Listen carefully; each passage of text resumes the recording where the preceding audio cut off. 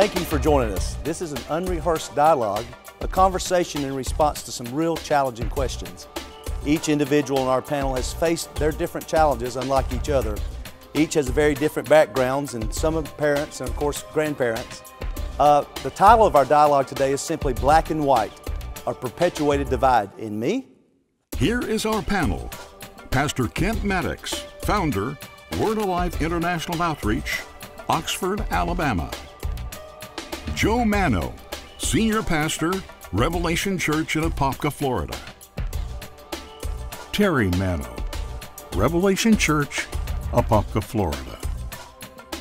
Ayub Fleming, real estate and business development specialist, member, board of directors, U Church, Lake Mary, Florida. Jessica Eaton, lead pastor, Life City Church, Jacksonville, Florida. Dr. Shanon Eaton, lead pastor, Life City Church, Jacksonville, Florida. Is this seemingly great divide fueled by something as simple as a thought?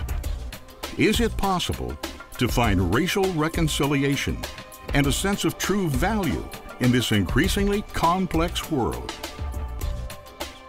Here to moderate this conversation and a member of our panel is Kent Mattox.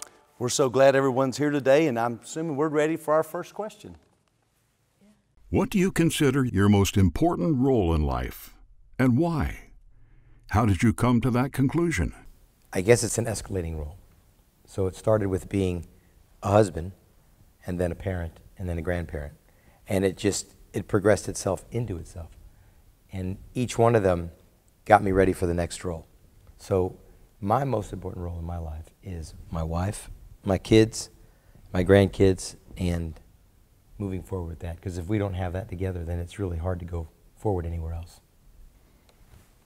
I noticed you didn't say anything about a task or a job that you do, but more of who you are as a person. I think that's very interesting.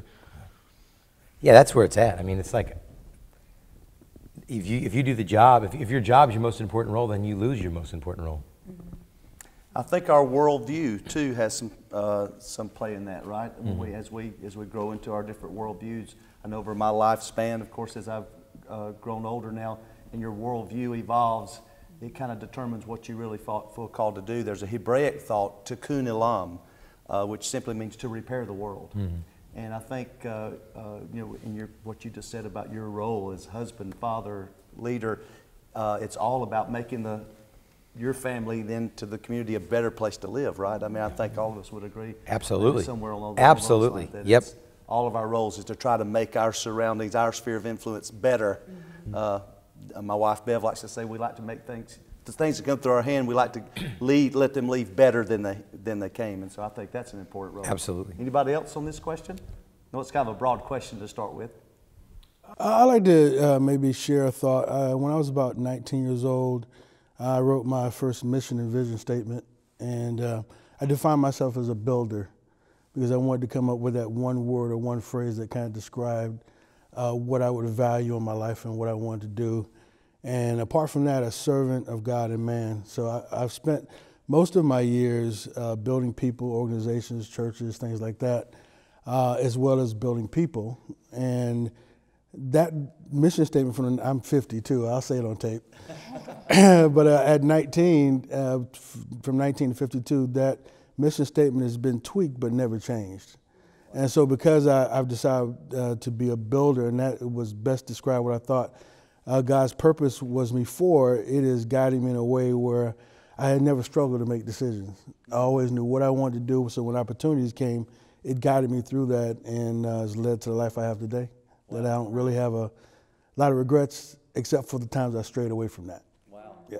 Ayub, that's really powerful, that sense of purpose that awakened inside of you. And I think that's an important part of our conversation today because we really believe that every person on the earth has a purpose to make the world a better place. You know, the Hebraic thought is tikkun olam, to repair the world. And if we can imagine once you get that sense of purpose and oneness among us between religion and race and culture, and we begin to function together, it's a very powerful force in the earth when people start walking in their purpose. So thank you, all you. That's really, really powerful. Great answers, guys. Let's jump into our second question. Does the color of your skin define you? Why or why not? How does an individual determine who they are? Well, I'll take that one. Does the color of your skin define you? It shouldn't, but sometimes it does. I think in the world that we live in today, you know, it's so hard sometimes to see past what society brings to you as what a black person is or what a white person is. And I think that without even knowing someone, sometimes they automatically make assumptions about you based on how you look without even knowing who you are. And I think a lot of that goes back to just a purpose. You know, who I think an individual finds who they are really when you find that, I don't even think when you find your purpose, but when you know that you have one and that you're here for a reason. And I believe that, you know, a lot of people that walk this earth may not know their purpose, but as soon as they know that they have a purpose, I think that's when, you know, our look on life, our look on other people, that all changes. What's your personal experience? Have you had personal experience with that? Like you've been thought of or looked at differently because of the color of your skin? Oh, absolutely. Yes. Oh, absolutely. Yeah, absolutely. I remember, you know, I know we go to Starbucks sometimes, and right around the time that the Trayvon Martin thing happened, I remember sitting there and me calling you mom, and people would kind of look at us a little funny. Terri, yeah. yes. And people would kind of look at us a little funny. Always. Always. And it was kind of like, here's this black, you know, girl calling this white woman mom. And, you know, even times where I've been pulled over and then asked what I was doing in a neighborhood. And it was a neighborhood that I lived in. And it was just, you know, what else do you equate that to? Why I'm being pulled over, you know, at 1 o'clock in the morning. Wow. There's no other reason, you know, except for you have really no other conclusion to make. So when we're asked, does the color of your skin define you, right? Well, I think we all agree, no. No. It doesn't yet. It does. It does, because of our cultures or the color of our skin. We've all, I think, been defined on some level by what other people think. And I would say, not to cut you off, but I would say not even by someone of the opposite race, by your own race too. Because if anything, I've been told by people of my own skin color that I talk white, and that, oh, you dress white, or, you know, and it's like, what is that? It's saying essentially that black can't be educated, and that's not true. And it's been said more by people of my own skin color than it has of people of the opposite. Wow. That's great. That's good. Others on this? This is an important one. I think there's so many ways you could go with that question. A lot of it is what we're taught growing up, what family background we had. I was always told by my parents, when you leave the house, remember who you belong to. It was never an issue of color. It was an issue of how I conducted myself outside of the house. And then you have preconceived ideas, as has already been said, in regards to, well, white people do this, white people speak this way, black people do this, black people speak this way, and all it does is contribute to tension and divide among the races. When I see you, I don't see a white person, I see who you are as a person, but everybody doesn't have that experience, and it's taught.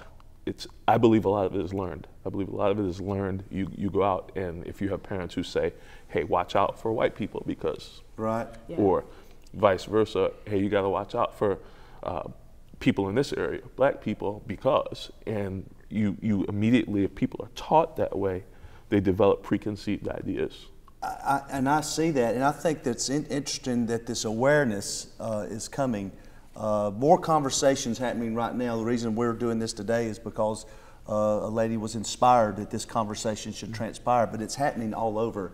These type conversations, there's a group I follow called the Liturgist, and they've done a great talk on racial reconciliation, because this is a conversation, it seems, that's being brought to the forefront right now, not to dredge up old things, but these aren't old things. These are current things. I pastor in Alabama, and I have pastor friends that are upstanding men and women that are black, and their children are upstanding students. They're not even average. They're like above average. Yet, these friends of mine are still living in the city of Birmingham, have to have conversations with their upstanding children that are students of how to respond if they're pulled over by a police officer because of the color of their skin. They're having to teach them this is how to respond because they're afraid that something may happen to one of their children once they're pulled over. Wow. At the same time, I have policemen.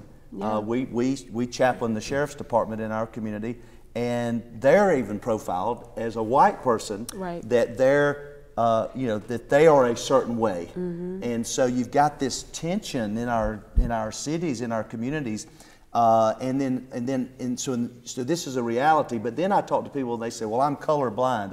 I don't see." Yeah. I don't see black and I don't see white, but in my opinion, I think that's kind of a cop-out. Right. Because that's like saying I don't care to me, because it is an issue, and we have to have, and we need to see each other skin and what we're like and how we're different and how we're alike, but then take some steps of reconciliation. So we're trying to plan in our city, and that's a suggestion maybe for some watching, of having an event where we gather the police and the black community and white community together, just to have conversation at a picnic, so we can, because if you only see each other, you never have a conversation, and you never know who this officer is or who this young man is. We're believing that this kind of conversation is going to stir people to action, to say, hey, could we not start being proactive and have some conversations about this kind of stuff, which that's wild that you said that. Conversation does bring the wall down, because you have an opinion until you start talking to that person, and in your mind you're thinking, wow, that's not who I thought they were, regardless of who they are. I had a story. My first year in college, I had 4 roommates, and one of them found out that I was black ahead of time. I never knew this until 2 weeks into it. And he came to me and he told me, he said, you know, when I heard you were black, I was scared to death that you were going to be my roommate. But when I got to know you, it broke down every idea that I had about black people coming up, which tells me that so much of this issue needs to, it can be changed by dialogue, by conversation, because the reality is there is a preconceived idea that people have. Sometimes it's big, sometimes it's little, but we all have preconceived ideas about certain things. And until, as you said, we sit down together and talk to find out why I feel the way I do, or why the way you feel the way you do, we won't see any change. That has to happen. Wow. That's in family too. Yeah. That's everything in life. If you don't sit down and talk with somebody, you just assume you know them. And then that's what grows. Yeah. And then if you never have that conversation, you teach your children about issues based on assumption, not conversation. Exactly. Yeah. Joy's our daughter, and he was taking her to get French fries. That's what they do on a Friday. And he was in the drive-thru sitting there singing just children's songs, and this guy walks by the car, looks at him and calls him an N-word, and walks into the restaurant. Not even knowing him, not having any conversation with him, literally looking into the car, and immediately that was his first response. If a person can say that, how much pain do they have? Exactly, yeah. And here's the beauty. Here's what people got to remember. If you're watching, this is what you got to remember. People that do stuff like that, regardless of race, color, or it could be anybody, any nationality, they have to go home with themselves. Right. Who are you going home with? If you're confident in who you are, that you're going to go home knowing that you are the person with a purpose, as Kent said in the beginning. But they're going to go home with the same hurt and the same anger that they had when they delivered that pain to you. Sometimes it's hard. Right. But sometimes if you can push past their pain, or recognize their pain, and approach them, beginning dialogue or conversation, it's not going to make you feel any better for what they said, but it's going to ease their pain, and you're bringing that same force off of somebody else in the future. That's got to be difficult, though, Dr. Shanon. I mean, how does that make you feel? I mean, that's hard for me to understand. It was such a range of emotion when it happened, to be honest with you, because we're in the car singing some nursery with your rhymes. daughter, which even makes it worse, right? Yeah, and then it really didn't hit me till I got home. I got home, and I said, I'm not even going to tell my wife about it. It's not a big deal. As soon as I told her, I went to the bathroom, I broke down, started crying. And then I thought about it. I said, if we believe that everyone has a purpose and everyone has value, then that has to affect the way I respond to this situation. I can carry the bitterness of it or realize that we're here for a purpose. That guy is on this earth for a purpose.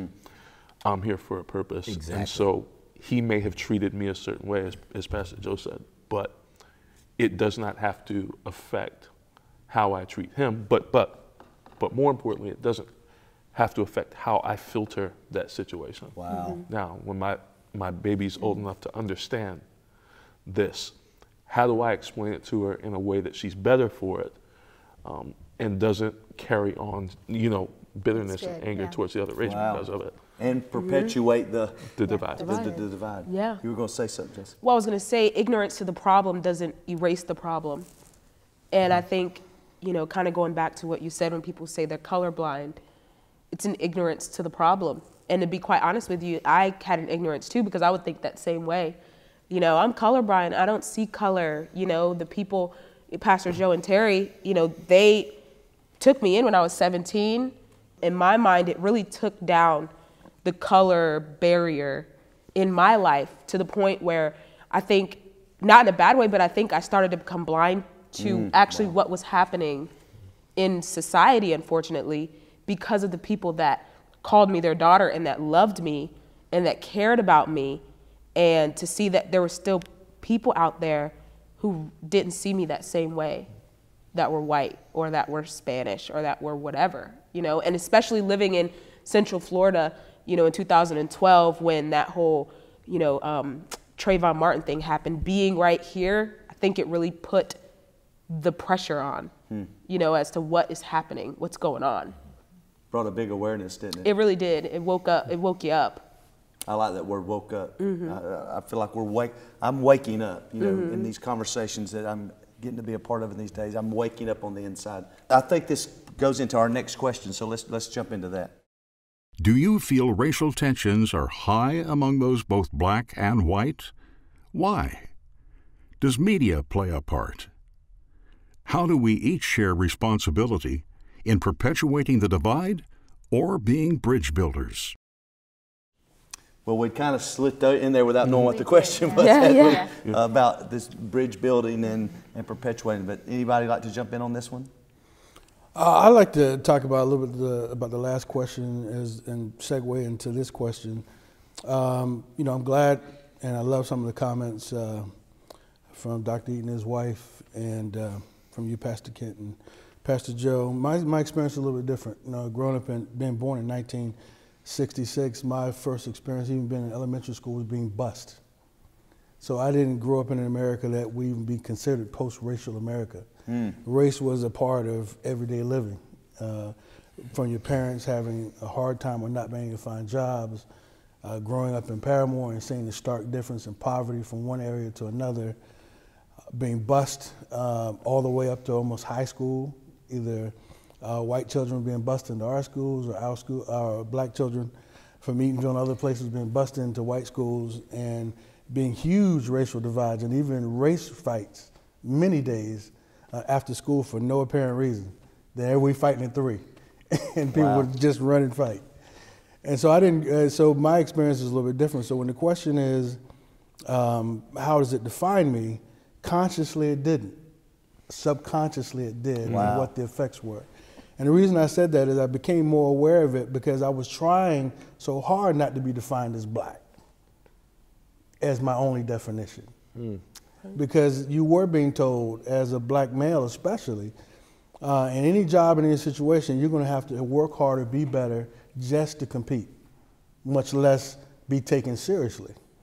And even in the ministry, I don't want to go into a lot of things that were said, but some very stark racial things, and maybe even more so in the ministry than outside of the ministry, said to me face to face, never allowing me to not forget your place and who we're going to define you as being.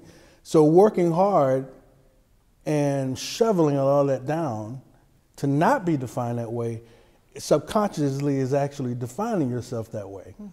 The outcomes of that, not to just speak of ourselves, but for millions of people out there who maybe aren't woken up or have particular opportunities, because I work with public housing, Section 8 low-income housing, transitional housing, homeless programs like Veterans Administration and others. I see the reality of the depression, the anger, the hopelessness that is the outcrop of somebody else defining you on their terms and not you on your own. Wow. So I want to make sure that we don't speak in a vacuum. But to the next question, I want to tell you two quick stories if I can.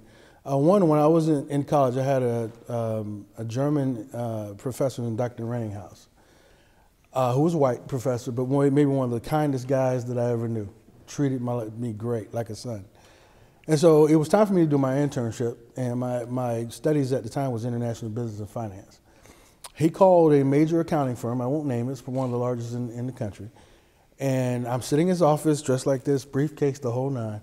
And they said, well, great, we've got all his transcripts and everything else. How soon can he be here? I said, I'll be there in 15 minutes. I just got to go down 408 and I'm good. I drive down there, knock on the door, they let me in. That lady looked at me like I was from Mars. Like, oh, didn't know he's black. Wow. The lady comes out and she says, I don't have an appointment with you. You know, can I help you? And I said, I just got the phone with you with Dr. Renninghaus. And she told me to come back after I graduated. And I ended up doing my internship with the U.S. Department of Commerce with a guy who became a great friend of mine, Jack Marshall. But that definition and rejection from someone else stays with you and can manifest itself as anger and depression and so many other things if you don't find a way to overcome that and not define yourself that way. The next story I want to tell you is we did something called a Choice Neighborhood Transformation Plan. It's a city transformation plan. We did one here in Central Florida. It's $1 million grant with a match from a particular city. And bringing together a neighborhood that never had meetings and forget the trust of the city and from people across that street, right? Because almost every city, Orlando has Huey, Sanford has 1792 and 46, where poverty ends at a particular marker, and on the other side is downtown in the city and affluence. And almost every city is divided that way. That goes back to Reconstruction and indentured servitude and things like that. But the point is, we did that. We did it successfully, and the public housing, not the public housing, the public safety piece with the police building inroads in with the neighborhood and building trust and having activities actually got national recognition. Wow. That was a 2-year program that we wrote and a full transformation plan that covered education, public safety, connectivity, housing, and so many different things. And now we're applying for larger grants to make all those things happen. But you're talking about communities in some cases that have never talked to each other and have strong mistrust from cities and their elected officials. And so having those dialogues and communication, I can tell you firsthand, is everything, because it starts to break down the barriers. And so good, man. We may disagree, but the more that we talk, we're going to find examples of synergy and more reasons that we can have dialogue than not. That's good. So that's what I think it's interesting too, along those lines, is the awareness, the being woke up. That's kind of the term that's logged in my mind right now from the liturgists, because they're talking about being woke up. Is to the fact you're addressing is that this is a reality still today. Absolutely. That this is actually occurring in our culture, and we don't understand. I think a lot of us, especially as white people, the power of privilege, because we live in a racial majority in our nation. 70-something% of the people in our nation, I believe, are white people. And when you live in the majority, and you've never understood what Ayub spoke about, you've never experienced it. It's very difficult if you don't have a conversation and get woke up to the fact to even realize that it's going on. I was in another nation recently as a minority, and I was robbed, basically, my wife and I, and I felt a taste of what it's like to be a minority in a nation that nobody was like me. The police didn't want to help me. They didn't really care. I wasn't a part of their culture. I didn't speak their language. So it was like you got robbed tough. Yes. And until you get at least a taste or a flavor of that, and I'm not saying I've experienced anywhere near what you're talking about, Ayub, but until we experience that and realize how challenging it is for people like Ayub to say, wait a minute, I'm starting my journey 20 laps behind, and I've got to work this much harder just to get to the level playing field of where I can play. Yes. And until we believe that and understand that and begin to have the conversations, and in my own church, in Alabama where I'm from, it's still predominantly all black, all white churches. But there's a large portion of black men and women in our community who are hungry, for the message we bring and what's happening. They're wanting to transition and vice versa. Even to know how challenging it is to do that, to step into an all-white church or to cross cultural, racial boundaries. We know, most of us know nothing about that. And that's what's inspiring to me, to have these kind of conversations, to hear stories like Ayub's, to awaken us to the fact that there is still the cultural tension. It is still very much not just black and white, but poverty, wealth and poverty distinctions. And one of the questions was, does media, how are they playing a part of this? How are they perpetuating this? And do we believe media is also either ignoring it or perpetuating it? Huge part of it. And I think the reason I say that is because there's no question the tension's there. I think we could all agree on that. But what I think is projected on, whether it's conservative media, whether it's liberal media, is that if we disagree, we can't dialogue. I think that is the message that is pushed. The reality is that we should be able to disagree and dialogue without disrespect. That's good. Just because we have differing opinions does not mean that we shouldn't be able to sit at the table. And I think but that's what's projected. And I think that to a degree it's intentional, because negativity sells. Negativity draws people's attention. Even in this panel, we're all different. We're all from different backgrounds. There are things we agree on, but there's also things that we probably disagree on. I think in times past, the issue was, can we work together? Can we serve together? Can we worship together? I think the issue now is not so much can we do these things together, but can we do these things together if you're in charge? Or can we do these things together if I'm in charge? I think there are different questions now, but the tension is still there. Wow. Well, I'll have to be honest. I mean, this just is new to me. I mean, this maybe 4 or 5 years ago in my own life, I began to wake up to just what Ayub just explained, that this is actually still occurring, because I think the conversations haven't been vivid enough, especially in the church world where I'm a part of, because we're kind of like, well, wasn't all this fixed 50 years ago, when the laws changed and the legislation changed? Well, yes, the laws changed, but the systems didn't change. And there's still systemic poverty, there's still systemic differences in inequality in our judicial systems and in the economic systems and education. That's still a reality today. And obviously we can't fix this on a panel, but we're really believing that these kind of conversations in people's hearts, that to want to make these vivid so other people can hear it, that people are going to start having these conversations and begin to think for themselves, not just what media tells us, and begin to have these real conversations. I think it's important to note too, do I want to be reconciled or do I want to be right? I think that there's, when you sit down at the table, we do need to be able to share our perspectives, our experiences. Someone needs to be able to hear Ayub's experience and not necessarily take it personal. But when I come to the table, is my goal to be right and make sure that I've been heard, or is my goal to have true, real reconciliation and unity? And I think that the answer to that question will go a long way in whether it can actually happen or not. How do you approach the table? You know what I'm saying? You approach the table with that reconciliation or with self-righteousness, because there's things that you say in conversation that while you're talking, even though facial expressions aren't changing, light bulbs are going off. You can't just said it now.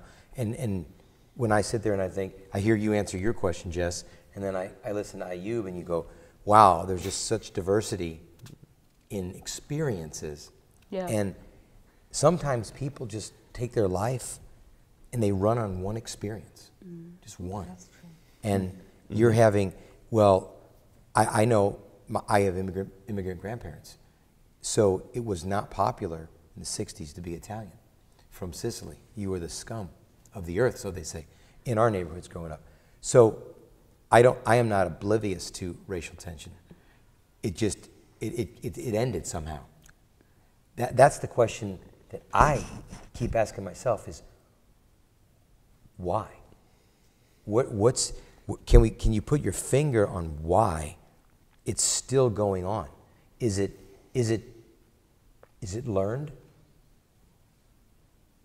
I don't know. I mean, I'm asking another question. Is it learned or what? What Dr. Shanon said, that if you don't agree with me, you're against me. Mm-hmm. And I think a lot has to do with us coming into our own and thinking for ourselves. Mm. I think if we can learn to break away and think for ourselves, there's a lot of growth in that. But when you look at people and sometimes you agree to disagree, but that's part of being a mature adult. It's in politics. It's everywhere. If you don't agree with me, you are against me. And that's not true, and we have to change our mindset there. We are different people from different walks of life with different experiences and different opinions, and it's respect. It's respect in color, it's respect in gender, it's respect in politics, it's everywhere. So I like that you said that. It's so easy for even a young black woman like me to not even, to wake up. Like you were saying, you didn't even recognize that. Because I thought the same way. I thought we handled this years ago, you know? And social media plays a huge role in it too. And I think people can hide behind keyboards and be keyboard warriors and feel like they can say what they want to light a fire to get a negative conversation started. Or attention. Or attention, yeah. And they don't even care. They just are, like you said earlier, they're hurting. And all they want to do is lash out and get out to whoever. So to hear Ayub talk about things that I never even experienced. And I would tell, you know, my husband, I'm like, you know, the systematic, it's very systematic with poverty and wealth. You know, when we moved to Jacksonville a year ago, it was like, I think I noticed it more because we were in a new city. But I would always tell him, do you see that certain stores are in certain areas? Certain fast food restaurants are in certain areas. You have certain areas where you'll look up and see a Publix, and immediately, I don't know about anybody else, but I know I'm in a good area because I see a Publix there. And we can deny that that's true, but that woke me up a year ago when I was looking around and I'd be like, okay, I know the areas by what's around me. That's true. What stores are placed in what areas, and you know, it's like we keep the poverty areas in poverty. And, you know, we try to bring it out. We try to bring out the stereotypes. We try to, but the world around us and the system around us keeps putting it there. That word systems is important, what you're saying, because it is systems. There is a systemic issue.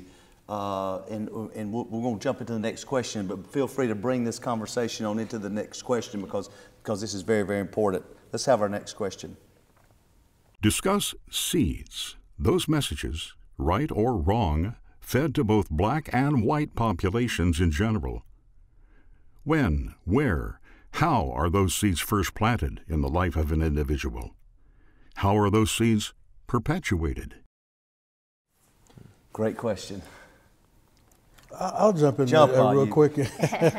You're the wake-up guy. You're waking me up today, so I love it. And you know, one of the things that we're talking about is how we're, you know, race and different things are portrayed in the media. But we have to take responsibility of how we consume media as well.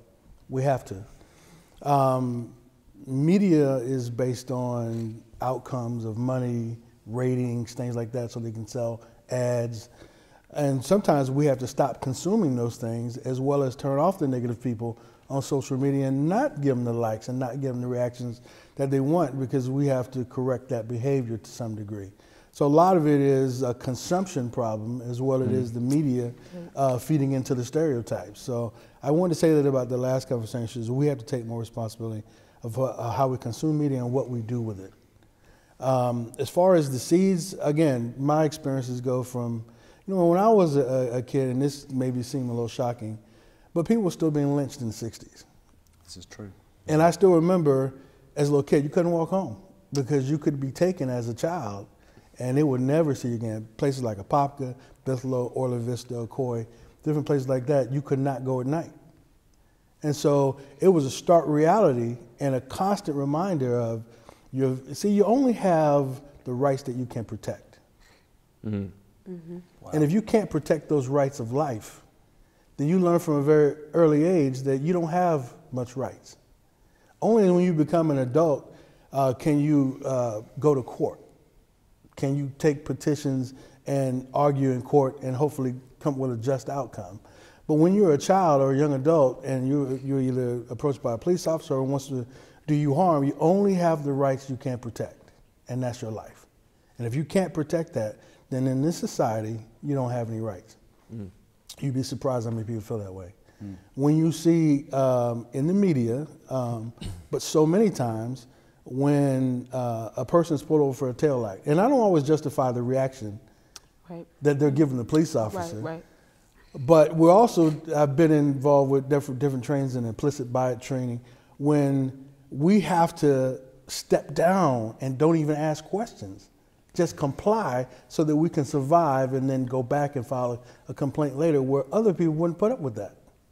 I have to. Mm-hmm. So there's those seeds are sown constantly, but for me as a child, my earliest memories was you have to protect your life because you could lose it being in the wrong areas at the wrong time in the wrong place. And as an adult, now it is when you're pulled over or you're in particular situations, take it, get the job, take care of your family. Take it, survive, go back and complain later. So it's still, for me, and this is not always the case. I know a lot of great police officers. I know a lot of great teachers. But we're talking about enough of a systemic problem where, again, going back to how does that make the individual define and feel about themselves, you can see the mass incarceration, you can see the mass poverty, homelessness, you can see the single women with children, where almost 80% of blacks are born out of wedlock. I mean, you see the problems, and you can't say that's a melanin problem. Right. It's a result of a systematic problem that has gone on in America for a long time, to a large degree. So the seeds for me were started very early, not through media, through reality.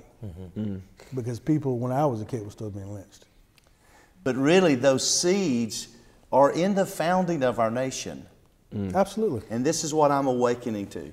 If you try to deny that and you try to erase that history just because we're making progress, you deny the fact of actually what's occurring. So a lot of the systematic justice systems and everything that's happening right now is because those seeds are still there. That's why it's not, that's why I think when we talked about color blindness recently, I mean, I think culturally, it's become less. I mean, as far as, what Dr. Shanon experienced, we talked about earlier, somebody speaking negatively to you personally, that's less and less and less. I think we can't deny that. Yeah. But the systems are still in place that are producing inequality, which still produces anger, seeds of despair, seeds of hopelessness.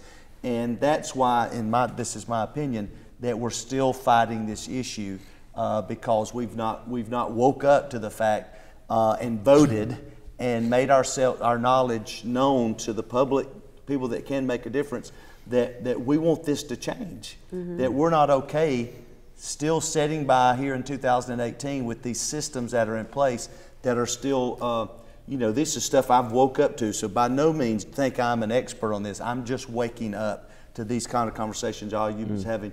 But I mean, the prison systems, these are for-profit prison systems that want the prisons full, and we know in our dealings with the justice system, if you don't have money, you can't afford proper attorneys. Yeah. And when you can't afford proper attorneys, you do the quickest thing to get back to work and support your family, which means you may even admit to a crime you didn't do, so that you can get back to your family and continue to provide for them. Well, these seeds of anger and hopelessness are there. And at the same time, we see it being perpetuated politically, making whites angry by perpetuating the thought that immigrants are going to come take your jobs. And it's economics, isn't it? Because we did find our place in a difficult economic situation a few years back, where people were without jobs and without the economy wasn't, moving, and these seeds of fear were sown. That I'm going to lose my job. I don't let anybody else in the country because I need my job. I need my money. I mean, is this right thinking? Do you understand that or hear that as well? Yeah, I absolutely do. I think it's so much of this is the seeds. They don't start with the media. They're so perpetuated by it, the anger, all of that. It's just multiplied. And what I think about when I hear all of this is, as a pastor, where should we stand on these issues? Because we have a platform, we minister to people, and I don't know that I mean to take it this way, but it just seems like I kind of feel like I should. We minister to different kinds of people on a regular basis. Are we contributing to a solution, or are we continuing to push the problem too? That's traumatic. Imagine you're a child, right? And you have to fear that, just that thought process.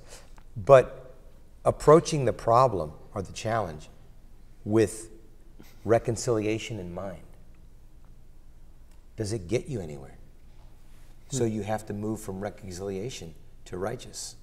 And not that it's, as you brought up the question earlier, so I need to prove that I'm right because no one really wants to reconcile. That's my thought. And I'm not saying no one, I use these words broadly, but I'm saying through the generations of time, because I did grow up in the 60s, I grew up like you did, and it was there, but because we were a minority as well, we were part of that. Not as bad, but we were there too. And sometimes the reconciliation process didn't seem to get you anywhere because it didn't sell tickets. But the rivalry and the tension did. Absolutely. Yeah. And it still doesn't. Yeah, so where does the divide bridge?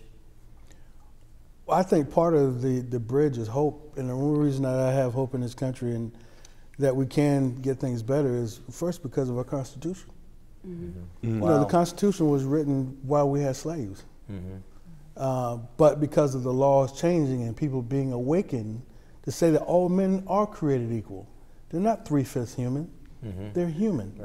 Right. Now, I'm not a person who would obfuscate the obvious. President Lincoln did believe in slavery, but he more believed in uniting the country and making sure that we had one union, what is the greater result that he wanted to see. But we still have a country that is not a bed, it's a ladder. And through the law of progression, hard work, education, and responsible living and conforming to God's word about moral behaviors and something like that can give you a blessed, contributive life in this country. So I have hope, first because the Constitution, it doesn't see us as separate. We're still separate and unequal in some ways, but it does allow for us to come together as different races, men and women, because we didn't have the right to vote in 1965 when slavery ended in 1865. Yep. Jim Crow, all these different laws were in place, segregation, but we overcame that. The laws changed, and it isn't about eating at lunch counters and drinking from the same water fountain. It's about learning and over time progressing to true equality to where together we can contribute to make this world a better place. Right. And so first I think you bridge because there's hope. And we shouldn't ignore that. The fact that we can work together and build that bridge and progress. That's a good answer, Ayub. I think too the church, because the church has been quiet too long, in my opinion. Part of the problem. Which is part of the problem. Yeah. And we've not addressed it as the church, when in my opinion, the church was the first integrated power in the earth on the day of Pentecost when the Holy Spirit came. It was so powerful. It said everybody heard the the gospel in their same language. It brought the equality of women. This is a subject for another day, but women were property. They had no value in the culture when the Holy Spirit came. Yet when Peter stood up and prophesied, he was talking about that your handmaids, your women will be elevated in this. So the Holy Spirit really was given to integrate the earth and bring one new man to where there'd no be neither Greek nor Jew nor black nor white, right? But the church has been quiet, and I'm afraid what I'm being woken up to is, like the Holocaust and the Jewish persecution when the church was quiet, and we saw the results of that. We saw that the church with Dr. Martin Luther King, that was the church along with him that took a stand for righteousness to make a change. And I think, not that there's bad people, necessarily in church, but I think we're asleep. I think the church is asleep right now to this conversation. We think it's okay because we're integrated. We have blacks and whites that worship together. We have some moral stability. We have some social honor and respect, but we're not addressing the fact that the systems are still broke and that the church can play a part in changing this. And so what I'm seeing is that the church now is beginning to awaken to the fact of we can't be satisfied just that we're worshiping together and think that's okay. We've got to engage in activism. And people say, well, Kent, your church isn't called to be activists. I said, well, there's a whole book called Acts. So, we're supposed to be activists. It says the kingdom of God is righteousness, peace, and joy. And until we stand for righteousness, and that's not moral accountability, that's what's right. That's social justice. That's dealing with the injustice.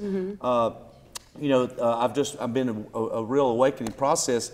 Everybody preaches about Sodom and Gomorrah was destroyed because of their sin. But in reality, it says they were destroyed because they didn't deal with social issues. They didn't consider the poor, and they didn't consider the social justice of the day.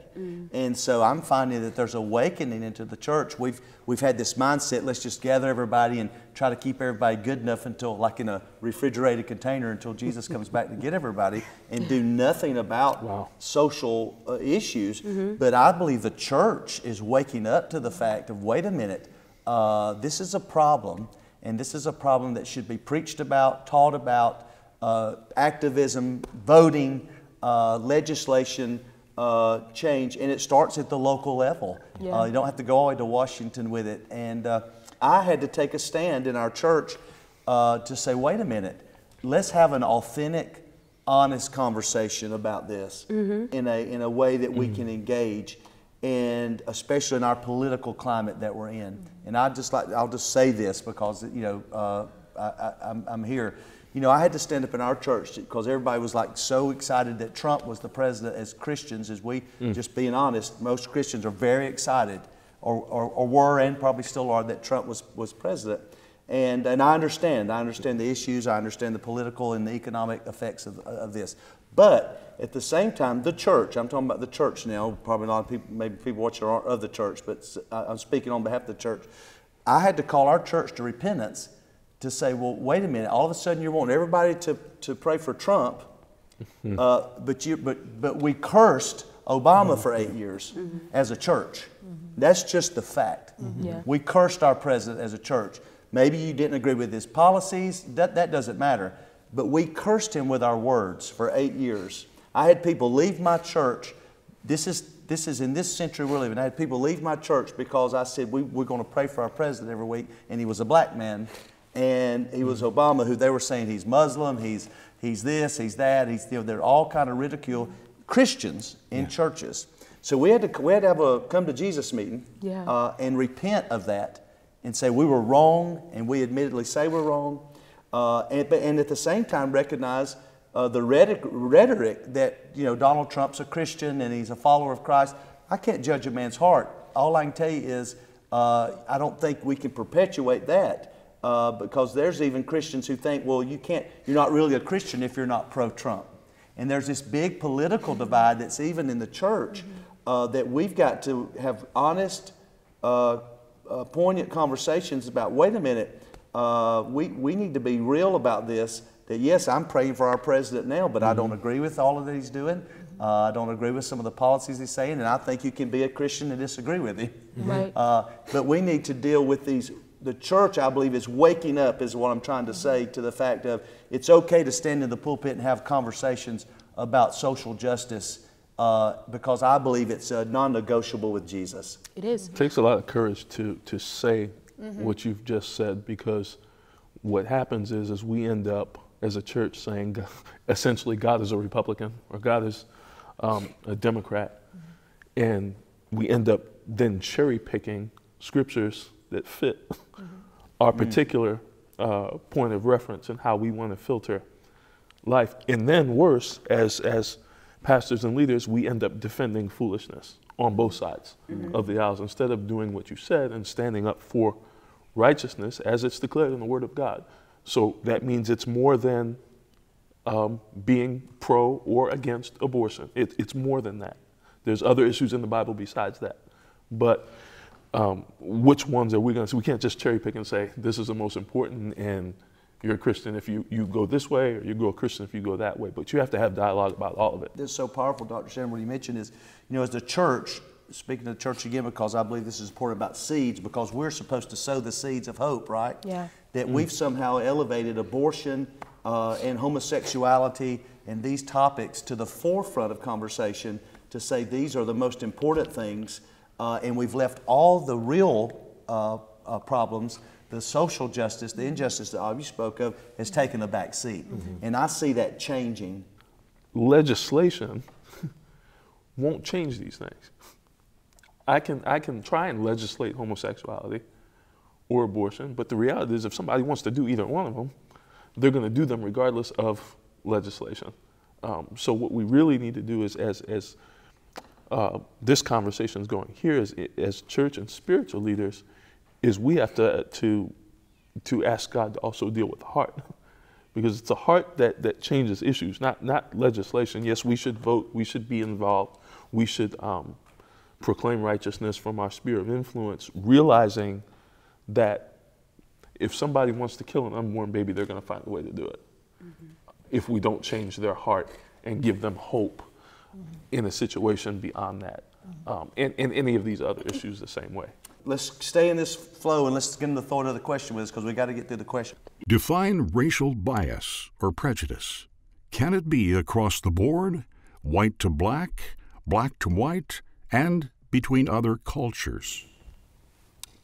Wow. I feel like I'm talking a lot, but go get them, Dr. Absolutely, it can be across the board.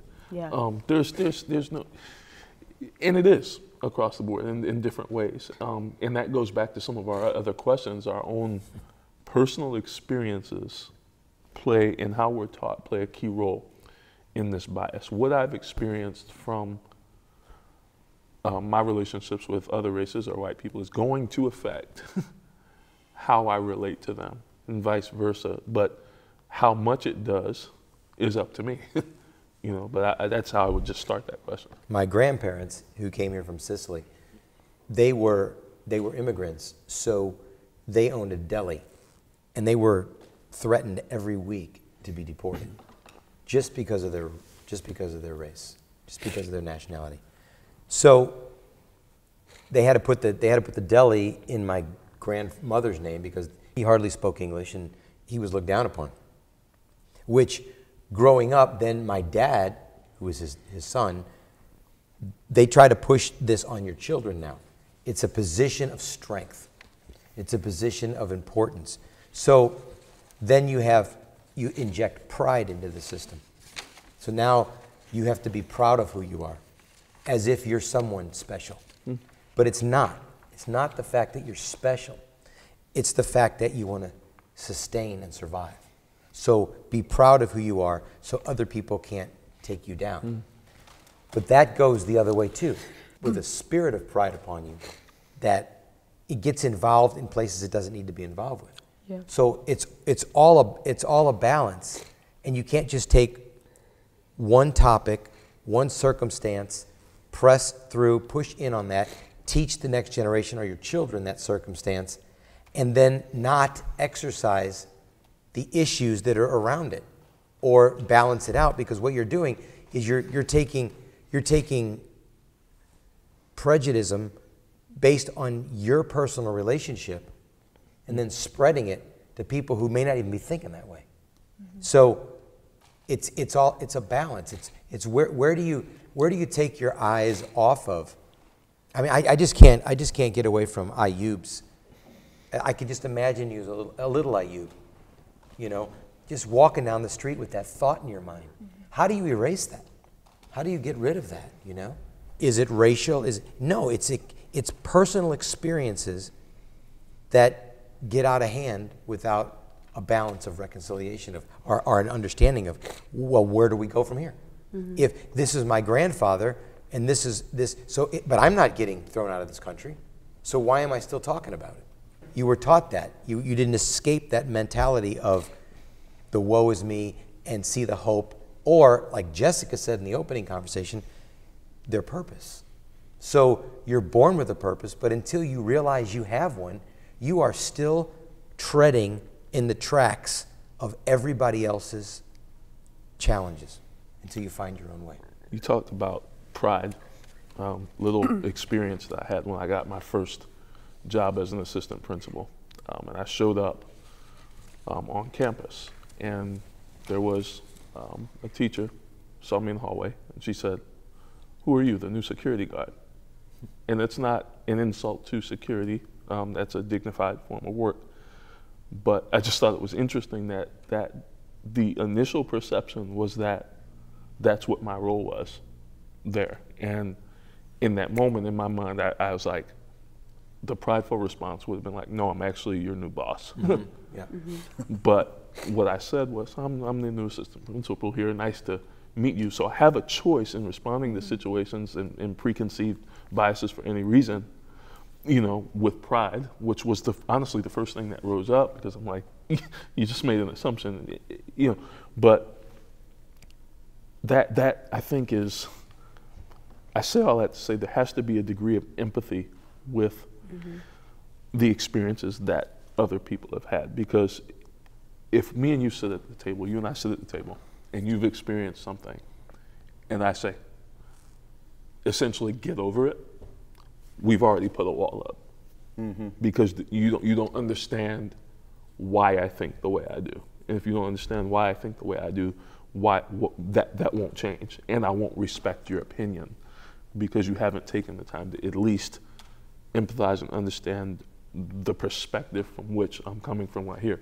When one hears me and Ayub are separated to a degree from experience, I didn't experience some of the things that he did. If I don't sit and listen to what he's been through, we can't even have a conversation. And I think that on both ends, on both ends, because I think it's only told sometimes from maybe one end, but on both ends, I need to understand if a white person feels a certain way about me, I could shut it down immediately.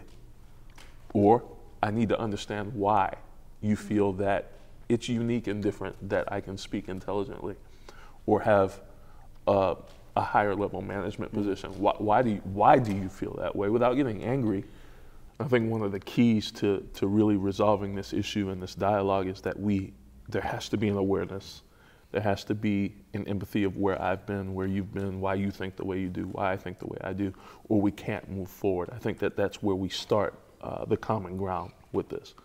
Is it really a white and black issue across as far as prejudice goes, or is it more of a white issue and it's a response from black folks about racism? Are you?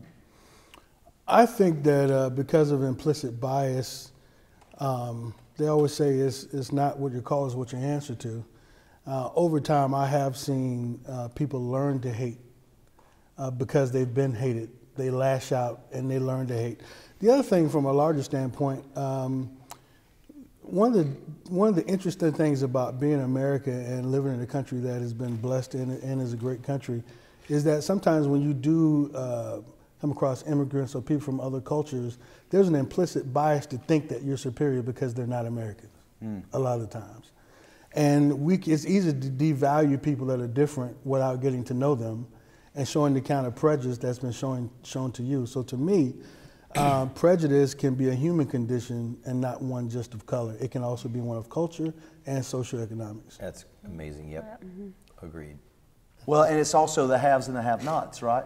It's also economics. Yes, socioeconomics, absolutely. Situation as well. So it is broad spectrum on both sides. Let's take another question. Slavery is a part of U.S. history and will remain so. However, those living today, and in many cases their ancestors, never took part in slavery. Yet at times, the issue appears to be a raw wound with ongoing condemnation. How can this nation heal? Are there current forms of slavery that many seem to look past? Wow, that's a power-packed question there, isn't it? Who wants to jump in? Well, American slavery is tied to world slavery. Slaves, African slaves were enslaved in Europe, Portugal, and other places over 200 years before America. And so there was, especially in Europe, a systematic dehumanization of people to allow for Africans to be enslaved in America.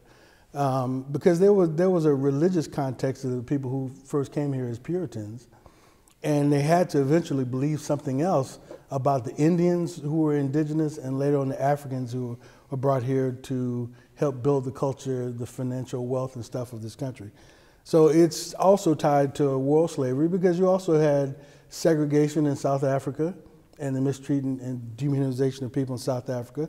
Australia, Middle Eastern countries as well had some forms of slavery until the 1970s, and in some small pockets until the early 80s, until those were addressed and confronted as well. And so being black in America and looking out into the world stage, you not only saw slavery, then Reconstruction, Jim Crow, and segregation in this country, but then you saw it in South Africa, you saw it in the Middle East, you saw it in Africa, you saw it in Australia, you saw it, so it's a worldwide phenomenon. So to me, going back, it's not just about slavery, it's a matter of ownership and a larger question. If you looked at even communism in that context, between Stalin and Lenin, if you looked at Mao Zedong and Pol Pot in Cambodia and in other places like that, you saw dictators, fascists, and other people through the system of government wanting to own not only people, but the wealth of those people for themselves. That is a larger human condition that manifested itself in slavery, but we saw it in different forms of government as well. So I don't think we're talking about just slavery in an American context. I think we're talking about sin and man's desire to own another in a world context. And so when you look at that part, the only way you can solve it is to look at the larger issue of, yes, there was slavery here in America, but prior to slavery, Europe, and prior to that, you saw people enslaved while we were still in segregation. You saw Stalin and Lenin enslave people. You saw Mao Zedong enslave people. You saw the Khmer Rouge enslave people. You saw the Nazis enslave the Jews and put them in forced camps and ghettos before it was mass extinction and extermination. So it's a human condition of sin. And we can talk about where that comes from, but we're really talking about one man wanting to own and subjugate another man without respect to personality and to dehumanize them and make them something else. That is what creates slavery. And now we see sex slavery with the same thing going into that. So it's still it's a condition and a spiritual issue that has been with man for eons, and not just an American slavery issue. Right. Oh, you're a woke up brother, man. You are. I mean, it's powerful. Yeah. And that's without breakfast. These things you're saying are so powerful. Terry, you were coming in about the sex slavery, and you seemed to awaken something in you. Well, every time I hear the word slavery, I think of the human trafficking and sex slavery, and it just like you said, it goes across the board. People want to own and control people, and it goes back to a condition of the heart, a condition of for me, your relationship with the Lord, to me, is what it boils down to. That's our scale. That's truth. he says truth will set you free, and our relationship with him, he brings truth to the forefront, and it's true what you said, that we dominate and control things. So. And kind of grasp the sorry, Pastor Joe, kind of grasp the magnitude of this. During World War II, there were sex slaves for the Japanese, and they enslaved the Koreans and Okinawans and other people, and so this was worldwide. And it's been pervasive.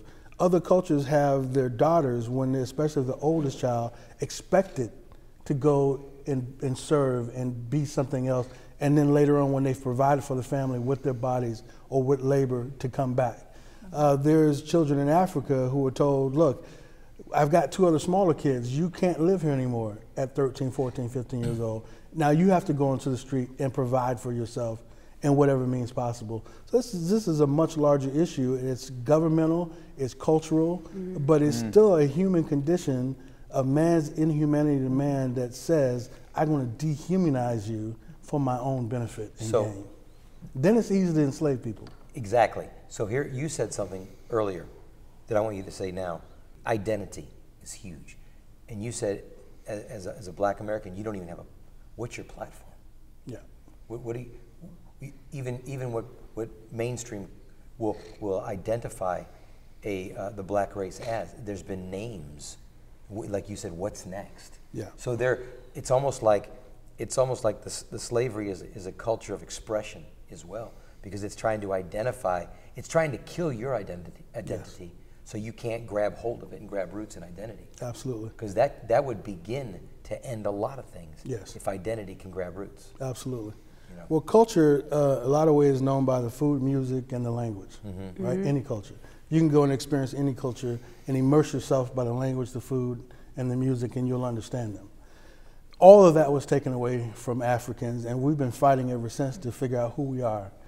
Are we black? Are we Negroes? Or what are we? And then a lot of people don't want to be called Negroes, they want to be called something else, and it's sometimes even a pious point to say, I'm going to be defined only by my own standards, because that's not totally true. When you're in a culture that defines you as one particular thing and constantly dehumanizes you subconsciously, you are struggling with that definition. And it doesn't matter at that point what you call yourself. If you're calling yourself anything outside of the scripture, then now there's no white, black, bound, free.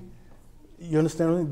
There is a salvation and freedom that's found in the Bible and found in Christ that can't be found in just self-definition, because we did not create ourselves. Yeah. You know what's amazing is, biblically speaking, as you're saying that, all throughout history, the slave owner has always taken from the slave, even to the point where if you're a married couple with children and you're a slave, you can sell off your slave and divide the family and not think twice about it.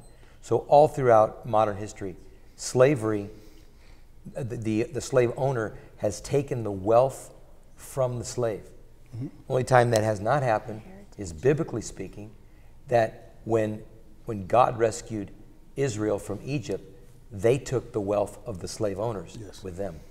And so it is a reversed condition of, I mean, it's obvious that not even God approved of slavery.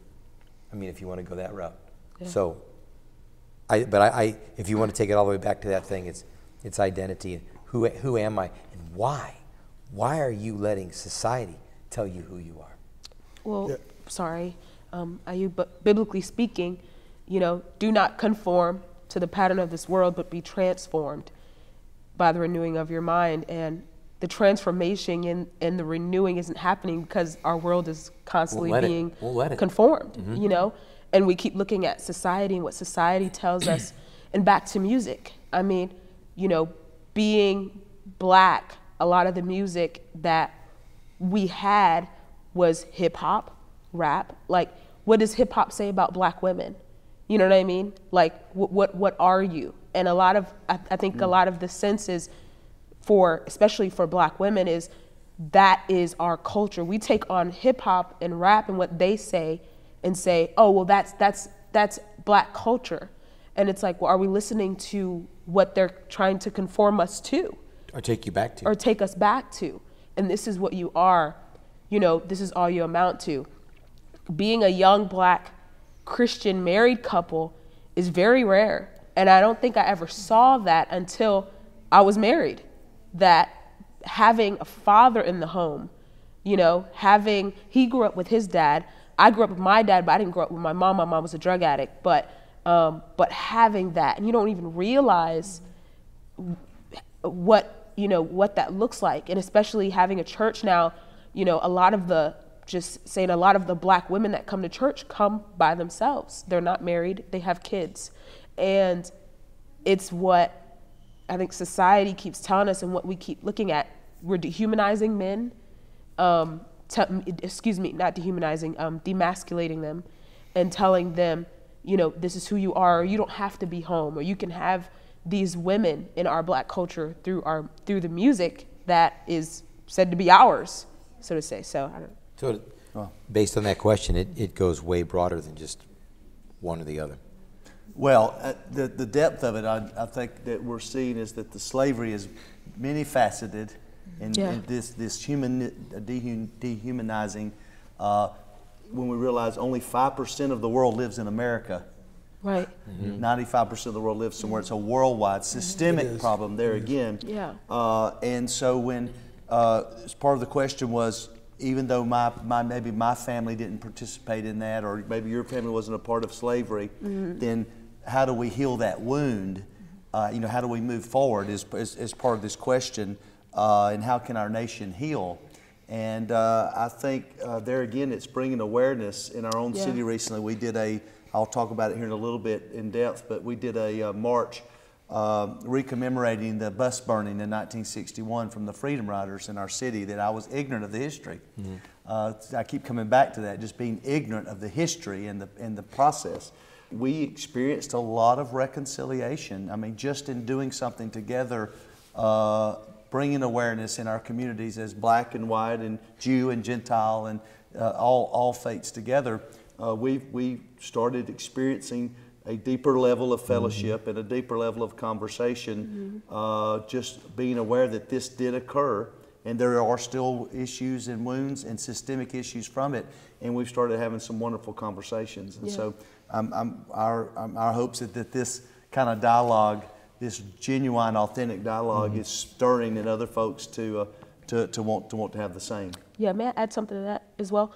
But I think right now in the U.S., like I said, it didn't occur to me, and I think because I'm 30, and I saw it a lot and I understood it, but there's constant reminders, you know, in society that of what happened. For instance, we live in Jacksonville. There's statues everywhere of these people that we admire. Jacksonville, that stood for it stood for slavery, me being enslaved. And I think as well, a part of U.S. history, with slavery being a part of U.S. history, you're constantly reminded of it. You turn around and it's there. You turn around and there's something else that reminds you, well, this is what, and to some people, hey, it's just a statue. It's just a statue, but for me, it's a reminder that this person that the statue of wanted me enslaved. And if that person was still alive today, and if I was alive during their time, they wouldn't view me as me, they would view me as, you know, 3/5 of a person. It wouldn't be just a statue.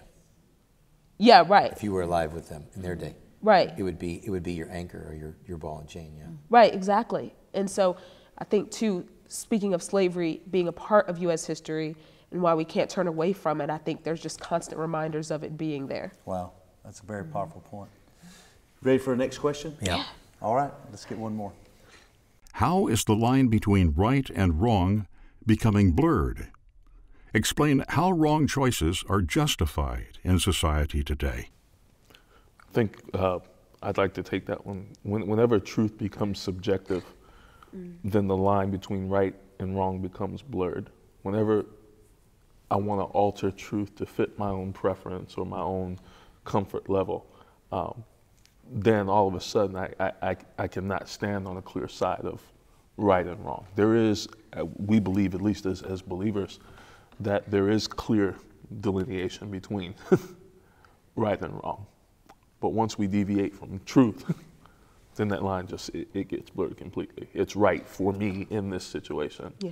it's okay in this situation, but not in that one. It's okay for this person, but not okay for that person. And that's where we end up getting in trouble. Wow. Yeah, and I think we stand, society now stands on their truth, but their truth changes. My hair is braided now, but it's not going to be next week. But the truth is, for me right now, my hair is braided. And I think that's how society goes. What's my truth? What's the definition? What's your truth? And not the truth. Because the truth can't change. The truth is, standing on, Jesus and Scripture and what that tells us. But if we're standing on this movable, shaking ground, the line, like you said, of right and wrong will always be blurred. Because again, do you know you have a purpose? Do you know that you're here for a reason? And do you know what the truth really is? Wow. More thoughts on that? Yeah, I do think there is both a universal truth that things have to be measured by, because if not, we become delusional. Right. And there is also a personal truth that's separate for me, because my experiences is different than some of the other people on the panel. And some of the other truths that I think will help with the healing is that after slavery, blacks did marry. That's the first thing they did, because it was the culture that they came from. Yeah. They didn't lose that after slavery. We lost that, honestly, after some of these government programs started taking the place of the father in the home. We lost that. But not after slavery. That's one of the first things they did. The human condition yearned for music. So the first thing the Africans started doing when they were slaves is start singing hymns. And different, not only just for safety, wading in the water and different things like that for the Underground Railroad, but because their soul needed a way to express the pain. Yeah. So that type of truth continued to radiate. And if all people can look at that and see the beauty of that, and the beauty of the culture and how we have preserved some of the cooking, some of the language, and some of the music, that still persists in hip hop and other styles of music. Hip hop became something, it was kind of funny, extremely commercial, because it went from guys expressing their neighborhoods to something that was completely commercial, and the more raunchier, the more sexy, the more it's gonna sell. And a lot of these guys won't even live in that lifestyle. But they don't always see the end result of us being one of the only cultures that dehumanizes our women, the givers of life, and the ones that more than anybody else helps create our communities because they raise our children. We need to see those truths as well. And when we can see those things that are kind of hidden, they keep devaluing us because they don't see the truth of what it was like when we came out of slavery. We did rebuild families. Wow. We did build homes. We owned land. We became business owners. We yearned to be doctors and lawyers and inventors. We did those things. But if I don't have to look at that truth and I can still see you as something else, then I can continue to treat you as something else. Well, we talked a while back too. I mean, media is blurring this for us, I think for sure, the conversation, taking us away from the facts with biased opinions. Yeah. And I know in my culture and where I live, we're waking up to the fact of, when the Black Lives Matter movement began. Well, then some of the rhetoric was, well, all lives matter, right? But in reality, I think it's got to be okay sometimes in our culture that maybe black lives do matter more right now. In other words, let that rise to the top of the conversation. Yeah. Instead of having to immediately say, well, all lives matter and everybody's important. Yes, but right now... Ease the pain. Yeah, right now, this is the most important thing. It's called the fulcrum principle, of balance. They say that the fulcrum principle is what keeps everything's balanced, and we know it's never, our lives are never totally balanced. Pressure is normally one more place than the other. And they say if you'll move the fulcrum to where the pressure's at, it will bring balance. Yeah. And I think sometimes we want to run away from the pressure instead of to it. And so if Black Lives Matter and that's arising, we need to have those conversations. The Me Too movement with women right now, I know that there's all kind of political conversation around that and even spiritual conversations about it. But in reality, women's, it's hard to grasp this, but women only got the right to vote, 100 years ago, maybe. And so sometimes it's okay that a women's movement arises and you begin to have that conversation. And so I think for us, what happens is we want to blur it all, because if it's blurred, we're not responsible. And then that makes people go speak louder in a more arrogant and non-effective way. Yes. You had a recent situation which a woman entered the apartment of a man and shot and killed him. And immediately after a little bit, you had the blurring of, well, he had marijuana in his system. And just that quickly, we made something an issue that wasn't even the central issue of what happened. Yeah. We have to get at this place where we say, look, this is right, this is wrong. What he had in his system, I'm just using that example, had nothing to do with the fact that you went into an apartment that was not yours and shot and killed him. Mm-hmm. But that's what happens. It's so quick and so easy. And there's other situations if roles are reversed and where we just so quickly get away from what the primary issue is, and that's what we can't focus on. This was wrong. This was right. Wow. But we go, in all these different directions, and that's how it gets diverted. But it's exciting that folks like yourselves are willing to have these type conversations and answer some difficult questions and educate ourselves and discernment. I mean, we need discernment because I can watch the news and hear several things that appear to be facts on both sides of it and not really either be facts. And so I think we as people need to discern and we need to be educated, and that's why I'm passionate in this point of my life about awakening to the truth of what's happened. I think it's important to celebrate Black History Month. We do that as a church traditionally now because we want to make ourselves aware of what that means to us and how that has played such a huge important part of our life and our culture as well. And I mean, even today, talking to you guys, it's just been so enlightening because how often do you get to sit with people that are different culture, different skin color, different backgrounds, grew up at different times when different things were different or the same, and to hear each other's story. So what we've come to the conclusion is we have four, because I'd like to try to bring this to a place of kind of next steps maybe. We've kind of embraced this thought that four things that help us in this conversation. One is to hear other people's heart. So many times we listen, but we don't really hear. We listen, but we don't hear. But so like today when Ayub's speaking, I mean, I hear what he's saying, but more importantly, I hear his heart. I mean, I hear the struggles that he's been through, but I hear the determination that he somehow found to do life differently. And when you hear that, you can't help but be inspired, right? I hear, the heart of Dr. Shanon when he spoken to in such a derogatory manner, yet his heart was, I'm not going to give myself to that. I'm going to overcome evil with good. I mean, when you hear people's hearts, it inspires yours. And then the second thing we were trying to learn to do is hear our own heart. When I hear about an injustice or I hear about some political issue, what happens inside of me, and begin to try to discern my own prejudiceness. But I think if we're honest, we all have prejudice in our own lives. I think when it becomes racism is when we give that power. And so I think we need to hear our own hearts when we hear a story or we hear about something that's happens. What leaps in our own heart? And then the third thing we're learning, and I think it's really important, is to tell our stories, because our stories are powerful. Somehow this conversation has shaped our lives, and now that we've got the platform of social media and we have plenty of opportunity to tell our stories. I've been today, when we paused a minute, I told Ayub I want to read one of your books. I mean, because that story, right, and Joe and Terri's story. I mean, I want to know the story, why you adopted this girl and brought her into your home. I mean, that's a powerful story. We've got to tell our stories. We've got to become part of this narrative so that the lines aren't so blurred.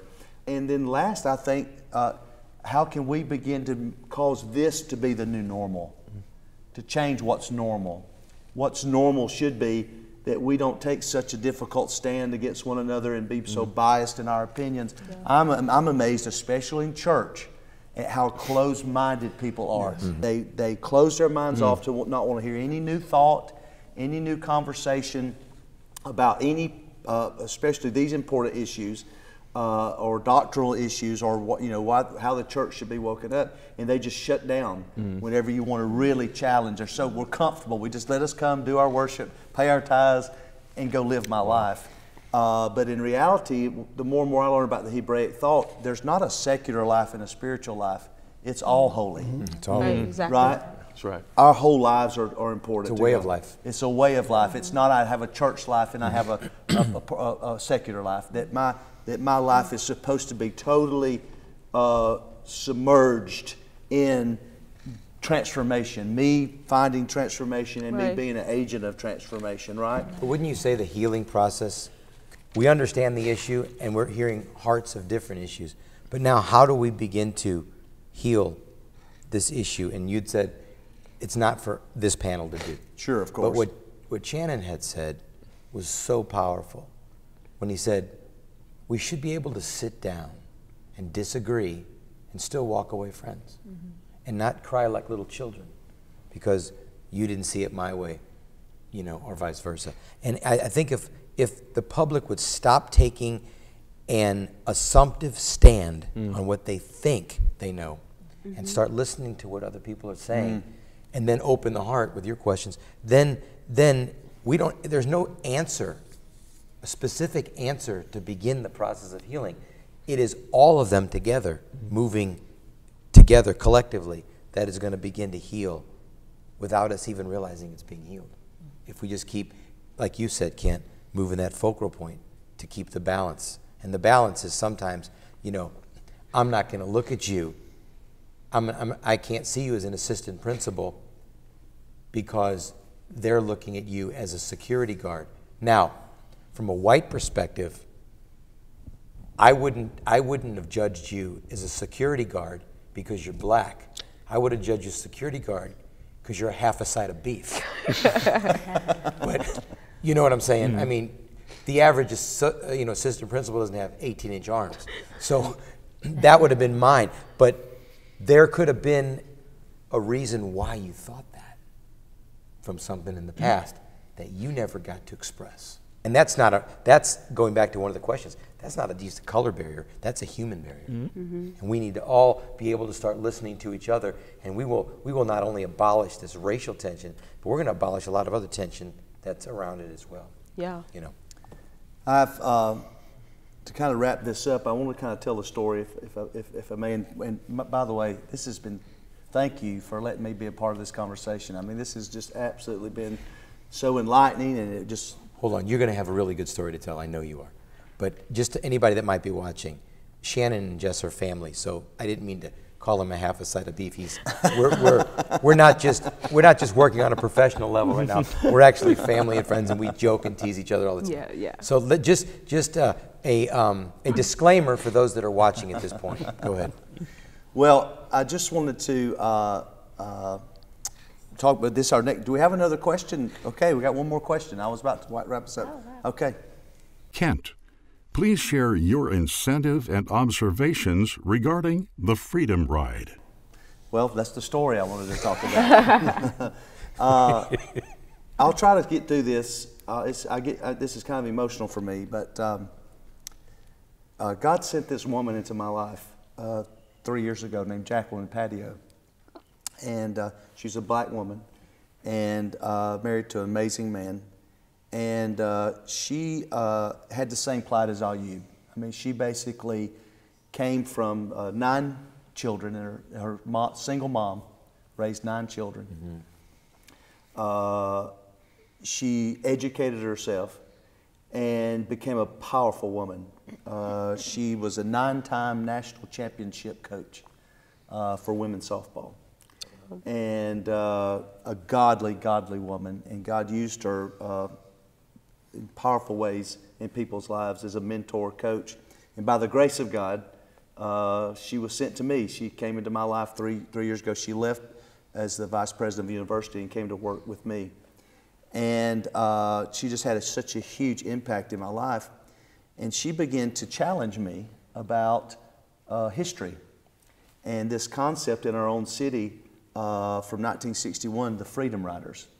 And in 1961, there was a group that started, I think 480, that started a journey, and they basically were riding the buses to demonstrate the point of a law that had already been changed, that it was okay to integrate on the bus, and blacks and whites and Jews and everybody could ride the bus together. And by the way, this was 50% black and 50% Jewish and white that rode these buses. And they took great persecution for saying, we're going to stand up for what is right because of what the laws have brought to pass. And she began to challenge me on this, and honestly, I was ignorant to what happened in our city, but it actually happened in our city in 1961. One of the buses came, and the Ku Klux Klan had planned, with local government officials, had planned an ambush on this bus. They slashed the tires when they left the station, and when the bus could no further move, they threw fire bombs and burnt the bus. And it happened in our city. Wow. And people were injured, and nobody lost their lives, fortunately, but they were very close to the whole bus, everyone on it burning up. And so Jacqueline began to trace this journey in our city and pray, and inspired me to say, we need to do something about this. There is something that needs to happen in our city. And with a lot of effort and a lot of work, she encouraged me and challenged us to do a reenactment. Wow. And so we basically gathered 800 people in our city, black, white, different faiths, different denominations, and we rode the buses on the exact journey. And at each stop, we had city officials, mayors, councilmen, congressmen give declarations that they allowed us to write of reconciliation, repentance of what we allowed to happen in our city. Wow. And then culminated with a worship service together. And it was staggering. Healing, man. Very healing. Two people, Hank Thomas, who was on the bus, was pulled off the bus and given water by a little 13-year-old girl, Janice McKinney. And so at our service was the 13-year-old girl who's now 60, Wow. and Hank Thomas, who is now close to 80. Wow. And, No way. And to see them interact, him by video and her there personally, and they've actually been on the Oprah Winfrey Show together as well, to hear the conversations between them, how a 13-year-old little white girl was motivated to bring water to these thirsty people, and has taken persecution until today from family and friends over it. Wow. How a black man was so touched by love from a young girl that he's basically convinced our city to have a day that's named after her, called her the Angel of Anniston.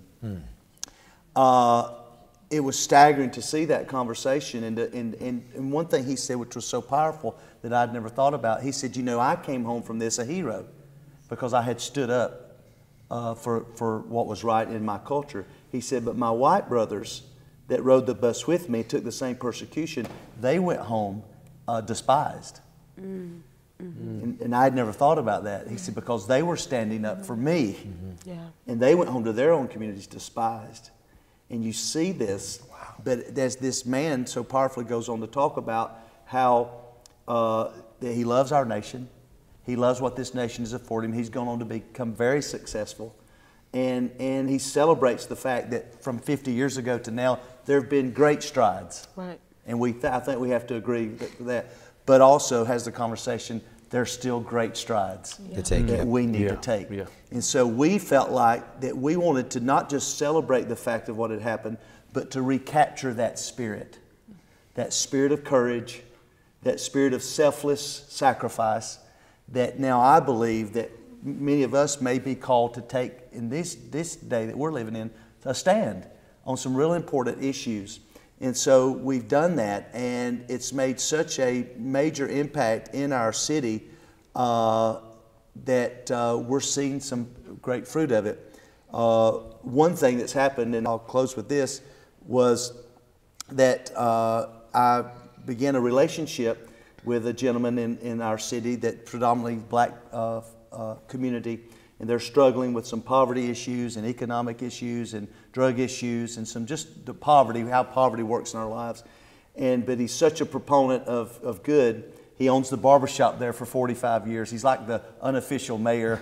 I call him General Jackson there. And he and I have partnered now. He had a beautiful building that he transformed. It's gorgeous. And he's got art in it that depicts the past of when the city was thriving, when there was lots of economy there in the community, where blacks and whites lived in that community. And it was a really thriving time. So my wife said to me, they've put that art on the walls, and we've started a coffee shop, and we call it History Makers. And it's basically a place where our community now has an opportunity, and we're proponents of this, that our city councilman, our mayor, our religious leaders from white and black communities now purposely go have a place to go and meet there. We're just finishing up as we're having this dialogue today, to where we can go there and have real conversation with people that didn't grow up when we grew up, that live differently, face different challenges, and hopefully we believe that History Makers will become a place where we can revisit the past and embrace the pain and the struggle, but then also look to the future of how we can change our community and make it a better place to live. Isaiah 58, we'll get back to the Bible because we're all Bible people. It says if we'll stop pointing the finger and start calling out each other's sins and problems that brought the issues to pass and begin to love one another and care for one another, it says God's grace will come upon us in such a way that we'll be people known that can fix anything and can make the streets livable again. So as big as this problem is, it's not beyond being fixed. It's a Goliath. But it can be taken down. It needs a rock. It just needs somebody with it, like David. Is there not a cause? That's right. That we could feel empowered and encouraged through these conversations to accomplish. Jacqueline Patio, who had never been sick a day in her life, 1 month after this march, died tragically of blood clot. And we buried her, and thousands came for her funeral. And it was like she was a seed of something that God was really wanting to do in our culture, in our society, there in the state of Alabama. And it just reminds me of how many people have given their lives, in even death itself, as martyrs. Blood has been shed for us to even be able to sit here and have this conversation today. And we have to remember that and honor that a great price has already been paid for us to be able to sit here today as black brothers and sisters and white brothers and sisters and even have this conversation together. But I believe there's another price that God may be calling us to pay, to stand for what's right in this culture that's in such an upheaval right now. But you know, in the Chinese language, they have an emblem for crisis, and the word crisis is an emblem, and in their culture means divine opportunity. And I believe in the midst of our nation's crisis right now, in this conversation we've had today, there is great opportunity. And so I just want to thank those for watching today, for letting us have this conversation. It's been very enlightening. It's woke us up, and I hope it's done the same for you. And I just want to open this up for any last thing somebody would like to add or say or speak into this conversation today. I just add it's been very hopeful. I see hope. I learned a lot. Yeah. Even being on the panel, mostly quiet, I learned a whole lot. The theme that I've heard said is there is hope. We could see ourselves now as a seed of that hope, hopefully harvesting in the lives of others. Wow. Yeah, just being the seed and getting the conversation going. We can't end it all, but we can start something. Wow. Are you? I think the path forward is truth and love. And I remember something Christ said, he didn't come of himself. And if we don't have love, they'll never believe in him because they'll see the example that we live. So until we don't make excuses and we come together in truth and love and hold ourselves to a higher level as well of expectations and hold the church to a higher level of expectations. But truth and love is the path forward. And if we love each other, they'll know that he came. You know, one of the last things Jesus said was that prayed, and we have to believe his prayers will be answered, is that they will become one. Yeah. even as we are one. And we believe we're in the midst of seeing that begin. And those of us that believe in the Holy Scriptures also believe the one, I think it's in 2 Chronicles 7:14, if my people who are called by my name will humble themselves and pray, then God will heal our land. That's right. And we're realizing that we need God.